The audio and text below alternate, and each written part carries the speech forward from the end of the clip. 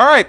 Hey, everyone, and welcome to the HPlat Podcast. I'm your host, Smeef, and here are my two other co-hosts, BT and Sammy. We're being forced to talk about random stuff in the world, mainly gaming-related, and that's about it. We're going to start talking about the state of the world and how everything's burning.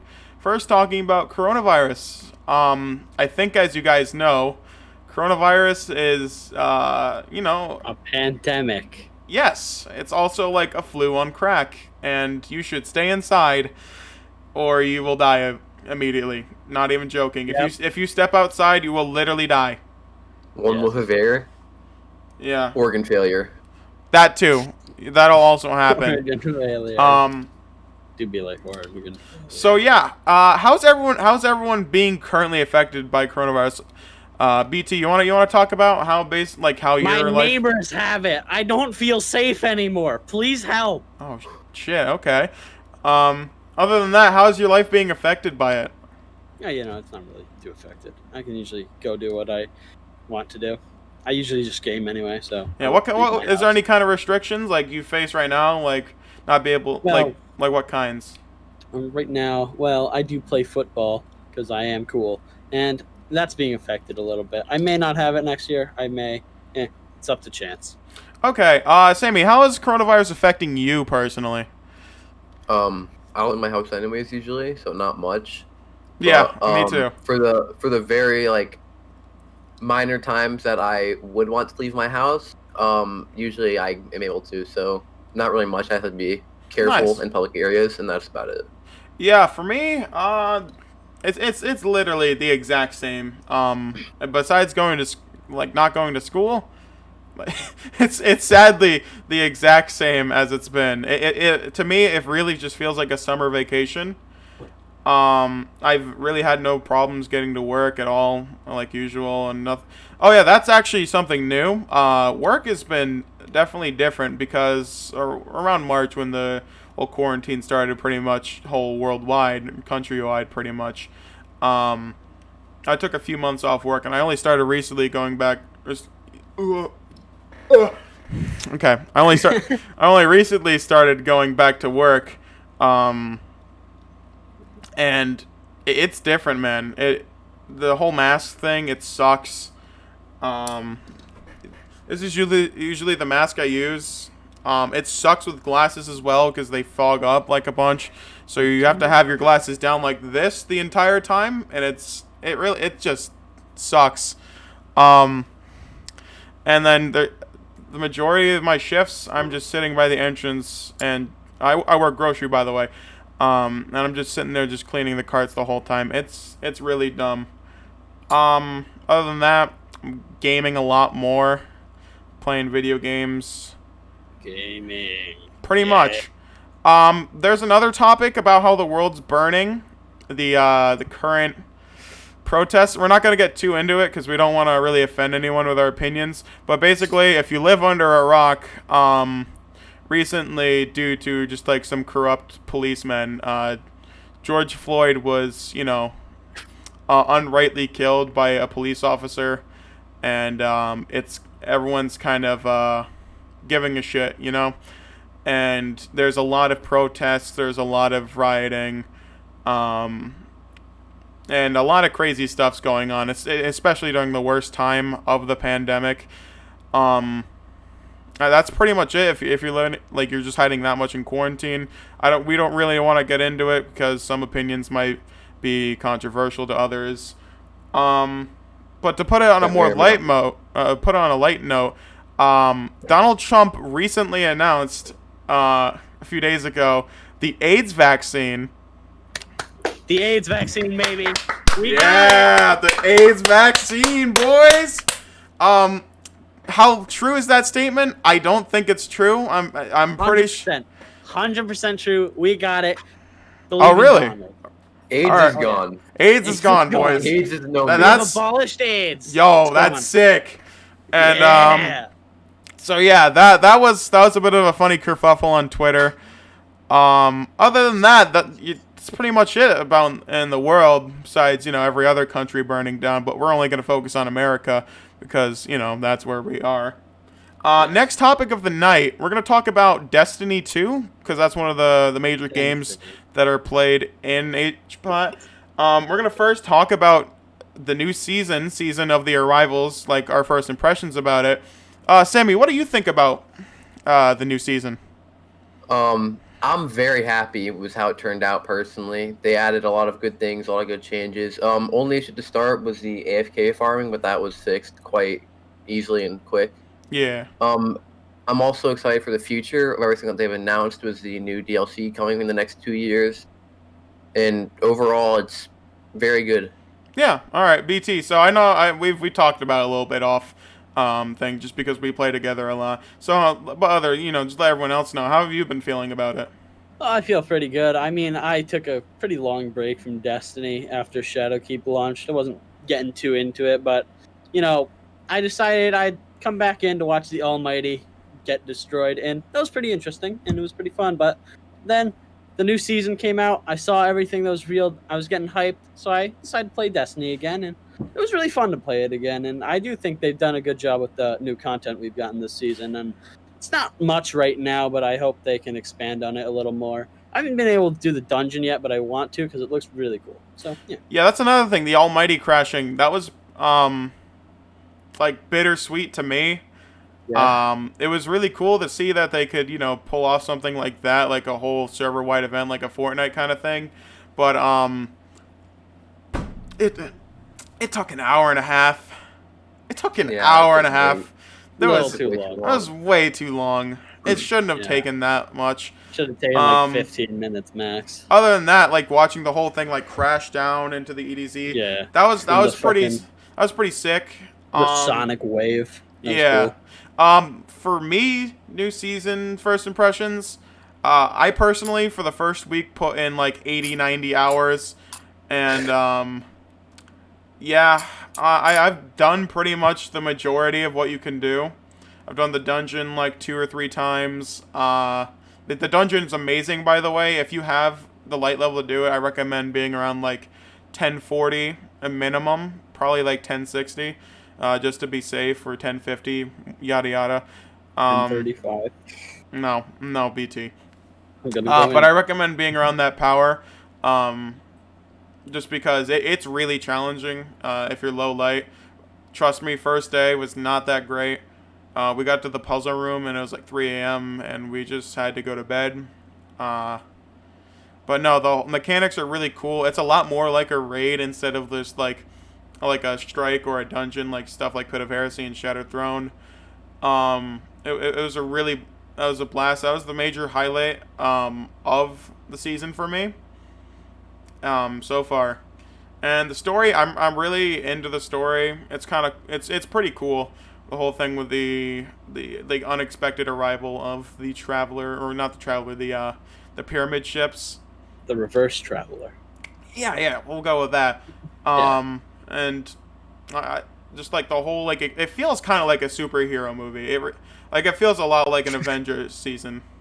I'm not surprised with the little amount of content there is, just because it's working from home, and especially they don't have 2 other studios to back them up.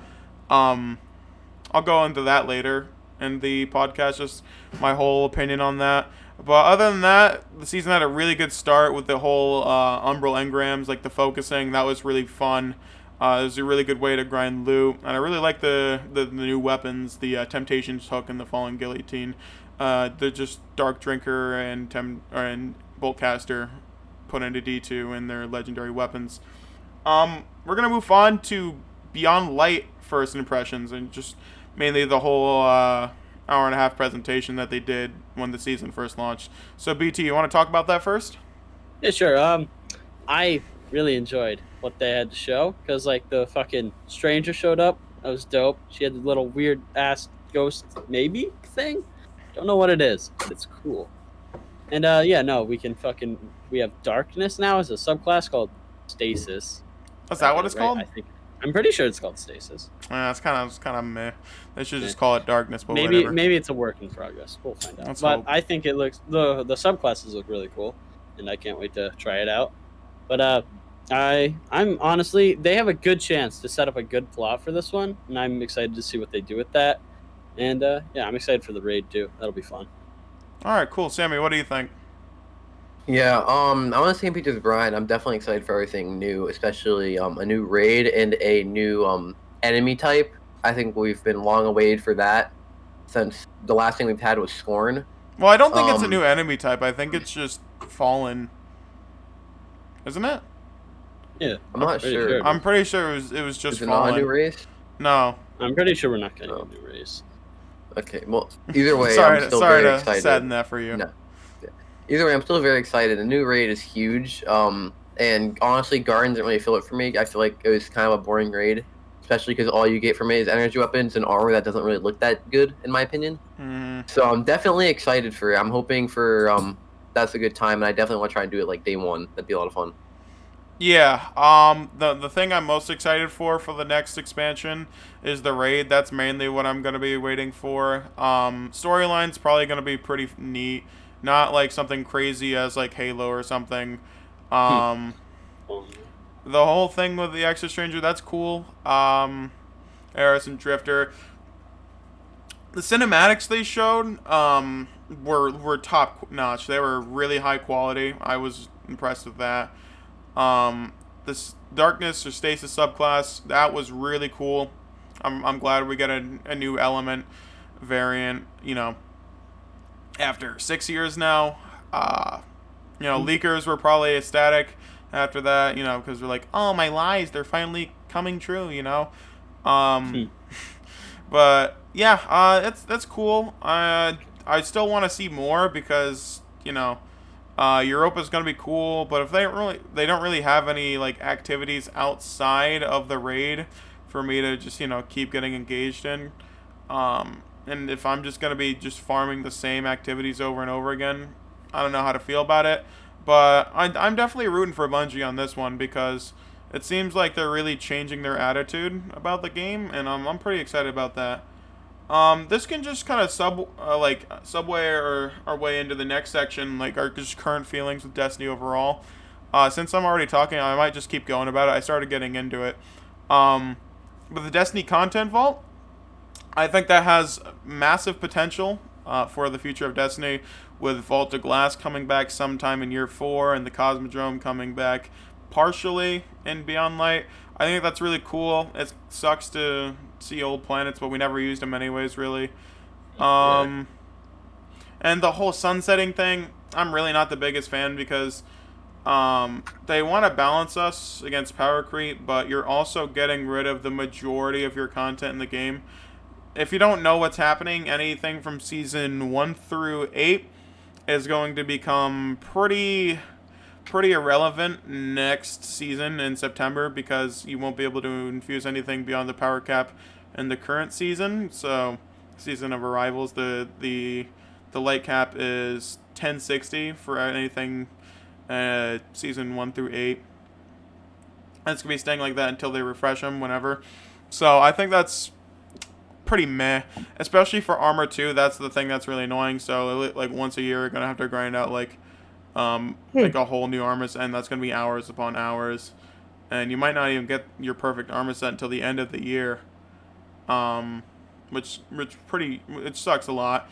And that also sucks more just because it feels like Bungie's just reselling old content to us. Like when a new expansion comes out, their sort of content is going to be new weapon releases, and we're just going to be adding old weapons into the weapon pools, and it's like we've already had all this content. Why do we need to regrind it? And speaking of that, I don't know, dude. It's just like after this week of Destiny, everything was great, but after doing the dungeon, it's just you're regrinding the old stuff over and over and over, and it's just really, I don't know. I'm getting pretty sick of it, and I wish there was just more ways to engage yourself in endgame content, like at least more exciting things, because we've been doing this for ages now. But other than that, I'm still positive about Destiny. I do think it has a ton of potential, especially in their future when they announce even the next 2 years of their expansions, the Witch Queen and Lightfall working title, TM, I don't know, whatever you want to call it. But other than that, that's my current thoughts about Destiny. Sammy, what do you think about so far? Like, how are your overall feelings with Destiny currently? I'm very excited personally. Not into the whole bring back old content like Vault of Glass. I'd rather just kind of focus on making new things. And for the next few years, everything looks promising. Especially the Witch Queen is what is it called? Yeah, that's Yeah, gonna be that looks really cool. that I'm very excited for. That looks very promising. Taking But King 2. yeah. But yeah, everything's looking really good. I'm hoping that they just play their cards right and don't make any mistakes because I feel like it could be a very good time if they do it right. Yeah, they really do have. They're putting a lot of stuff on the line because if they mess up, I feel like if they mess up this new the new expansion they're about to release in September, you're not gonna be seeing a lot of people coming back. If this new expansion flops, so Bungie's got a lot on their table, to satisfy their customers with. BT, what do you think about? I'm excited. I'm personally excited. I think the Destiny content vault has it has a good potential, bringing old stuff back, kind of making Destiny feel whole, as in it's like not Destiny 1, Destiny 2 are two separate. Because, with Activision, they most likely wanted to have it as one game, but they couldn't because Activision's just like, no, more. Mm-hmm. So, yeah. So they kind of want to see if they can, manage something with that, take old content, put it in the game, make it feel like one game, even though it's really not, but kind of make something like that. And also with Vault of Glass coming back, I didn't do much Destiny 1, and I recently, when Destiny had nothing to do in it, a year or two ago, I just kind of went back to Destiny 1, played through that, did some of the raids, not all of them. And I'm excited to see what they do with it, to see if they spice stuff up, and especially with the Witch Queen and Lightfall. That'll be interesting. So yeah. And to wrap up Destiny, let's just talk about what happened with the Forges and Umbral Engrams. So, Sammy, you want to talk about it first? Yeah. So basically, it's patched now, but with the Forges, there was an issue where people would purposely make their light as low as they possibly could and queue into the Forge. And they would just go AFK for hours, and it was an easy way to farm Umbral Engrams, and it was the fastest and cheapest way to get their light up to 1050. Mm-hmm. And I could be wrong, but I heard the numbers all current activities at the time were 60% of them being Forges, which is a lot. Oh, I believe that. Yeah. So, yeah. This was an interesting first week as well because of that. Yeah. Personally, I was okay with it, because I did it, but not as to the high extent as some other people did, go from 1010 to 1050. Me personally, I grinded my ass off in the first few days. I actually got one of my characters to 1045 base, and then I decided just even everything out and get to 1050 base on my Titan, and then I did the same for my Warlock, which is my main character anyways, and then I got him to 1050 base. I haven't really touched my Hunter because after that I got really lazy, and then the day after they patched it out, so I'm like, whatever. I'm not too mad it's gone now. It was fun while it lasted, but I feel like they should give players a bit more time, more of a heads up when they're going to fix the stuff, because there's the menagerie thing and then this, and it just kind of went out abruptly and they gave nobody a warning. Also, there's one or two times where people would just go into my lobbies and be a bit of a justice warrior against AFK farming, and they would just go in super low light like usual, below 750, and then they put all their good stuff on, and then they'd complete the activity to AFK time you out. I don't think I had my macro running against those because I knew that it existed, and then the one time I didn't put my macro on, of course, it happened. So that was fun. Other than that's pretty much it for Umbral Engrams. Brian, you got anything to add on to that? Not really, but I did it for a little bit. I didn't really get that much power from it because I did it for the last 2 days of it. I didn't really take too much advantage of it. I don't really care. I've been playing a lot of other games, and Destiny's been kind of a break from that game for me, and it's refreshing, and I'm having fun with it. I don't care about AFK for me. Cool. So we're pretty much done with Destiny now. We're gonna quickly go over the return of a certain individual back into the spotlight of social media. I don't know if you know, if you've been paying attention to the internet recently, but Belle Delphine has returned back to the internet, and it's pretty funny. She opened up an OnlyFans, and she made a very interesting music video. In a parody of like basically the way 6ix9ine came back, so that that was pretty entertaining to watch. I bet you she's gonna make tons of money based off of that, with her OnlyFans and stuff. I don't know if you guys want to add anything onto it, Sammy. You want to add anything onto that? No, that's really it. You sure? Yeah. Okay. People are trying to make a crowdfunding from our group to buy our OnlyFans. Yeah. That's pretty funny. We'll keep it brief, but a certain individual by the name of Steven JS. He wants to start a crowdfund for HPlat, just to pay for Belle Delphine's OnlyFans, which is $35 a month. That's insanely high for any sort of premium titty picture thing. Yeah. Other than that, that's it about for Belle Delphine. We kind of just wanted to have like a funny topic like the AIDS vaccine. You know, people are gonna buy it though. She's gonna make so much money. Oh yeah, of course. Crazy. She's gonna make like $1 million a year. I'm not even joking. All right, one of the other topics of the night.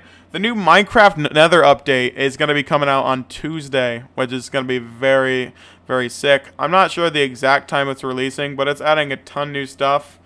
Just off the top of my head, notes that they're adding like 2 new biomes to the Nether. This is all focused on Nether. Adding hoglings. They're rechanging up the zombie piglins. They're making them like hoglins now, and they're like an actual society. And there's the bastions. There's the depth striders, which you can like ride over lava, basically lava boats. There's like new trees, new leaves, new mushrooms, new vines, new woods. So a lot of cosmetic and stuff. And a lot of new farms you can set up. There's netherite. That's a really huge one. It's basically an upgrade from diamond. And yeah, there's just a lot of stuff, and it'll be coming on June 23rd. So from the time we're recording, 3 days from now. So you guys have any thoughts or opinions about that? Brian, I know you don't really play or Minecraft too much, but yeah. You have any I'm excited. hopes for it? It's gonna be fun. I'm sure I'll get on and we'll get on a server together and we'll have some fun with it. Yeah, we'll probably set up a nice realm. Game to relax and chill too, and it'll be neat to find all the new stuff. So I'm excited. Yeah.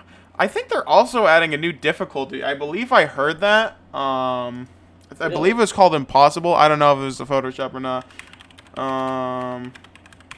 Impossible. Let's see. And I'm just searching this up. Let's see here. Okay, never mind. It was just some some custom guy's difficulty that he released in like a mod. So that's unfortunate, but that would have been nice to play a new Minecraft difficulty. Sammy, you have anything to add on to the new Minecraft update? Not really. I'm just excited for it. Always take something new. Definitely gonna play it when it comes out. Yeah. All right, cool. So the last topic for the night, we're gonna talk about the PS5. PS5. So if you don't know what it looks like, we could just have the editor just put it somewhere over there. I don't know where you want to put it. You can just put it over our faces. But a lot of people like to joke about the design of the new PS5. It's pretty funny. Honestly, there's a lot of stuff like Wi-Fi routers. Like heaters, yeah, a binder. It's whatever. I like a lot more of a simplistic look. So I honestly think the Xbox has a better design. That's just my opinion, though. If you wanna kill the host already, I get it, because I just like more minimalistic designs. I'm not gonna get any of the consoles, I don't think. But if I had to choose one, I'd probably get the Xbox, just because, I don't know, it's a lot more streamlined. Let's see here. Price rumors. So, recently it's been leaked on Amazon that the PS5 is going to be about like $600. Is that what I heard? I think it was like $650 maybe. 650, 500. I heard like 550. Yeah, somewhere in there. I also saw something on another site. It was like some Spanish site where it was 700. I saw that physically, and I'm very worried about that. That's probably the thing that's gonna kill the PS5 on, like, at least on competition wise between the Xbox on launch day, because that is too expensive for a console. At that point, you might as well start investing into a PC. And it's also, on top of that, you gotta go pay $60 for other games, like each. But although I think you can, if you get the ones that allows discs, I think you can use your PS4 games on the PS5, right? Yes. Yeah. Okay. Well, I mean, at least there's that, but they're moving away from PS4 pretty much after the PS5 releases, so you might as well just get new games and new copies, so it's more optimized for the PlayStation. But that's a pretty hefty. It's a pretty hefty price. You guys have any opinions on it, Sammy? Not really. I'm not gonna buy one because I already have a computer. Don't personally need it, but I mean, I think 650 is definitely a big investment for a console. Mm-hmm. You got anything, BT? I think the design is all right. I don't think it's anything too special. I know what they were kind of going for, but like kind of fell flat because a lot more. It's a little too early for that style of design. Consoles, they work better just simplistic. Yeah, I feel like it's a generation back on like what the design should be. Like, I feel like that's something that would have been released in 2010 just because it was edgy and cool. I think it'll be fine. I think it'll do well. I hope it's not as much as people rumor it to be. I hope it's still in like a good price range because it'll get to sell better if they do that. Mm-hmm. But I'm probably going to get one just because of the exclusives, because I like the games. Like Spider-Man on the PS4 was banger. God of War. Yeah, I never played those ones, but I heard they were high praise, and I watched some gameplay of them. God of War looked really cool. It was good. Yeah, to end it off, who do you guys think is going to win the console war this holiday season? Switch. No, I'm talking between Xbox and PlayStation. Who do you think is going to win? Even though I personally have the PS4, I'm going to have to go with Xbox here, honestly. Yeah, I'm going to go with Xbox here. I'm going with PS4 because I think, like, at this point, Xbox is like Microsoft and PC. Like, all the games you can get on an Xbox, you might as well just invest in a PC.